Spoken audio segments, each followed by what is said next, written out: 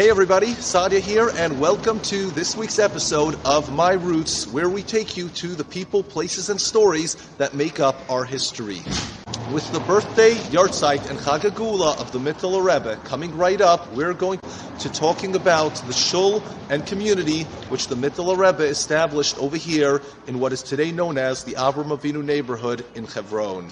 In the early 1800s, a small group of the Mittler Rebbe's Hasidim made their way to Eretz Yisrael. After a brief stopover in Tzfat and Tveria, they made their way to Hebron, where they established the first long-term community of Chabad in Eretz Yisrael.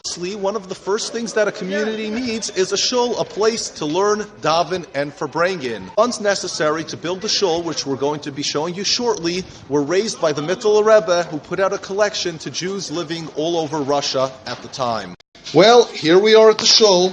Let's go on in and check it out.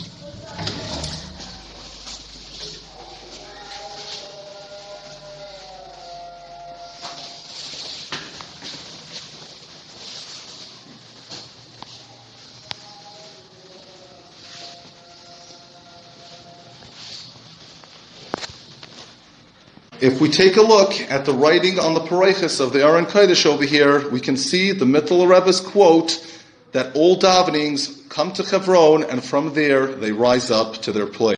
This shul served the Chabad community for over 100 years up until the outbreak of World War I, at which point most of the Hasidim living here were forced to leave the country. During the 1929 pogrom, this shul was almost completely destroyed by the mobs of rioting Arabs, who later turned the shul into a public restroom and a goat pen.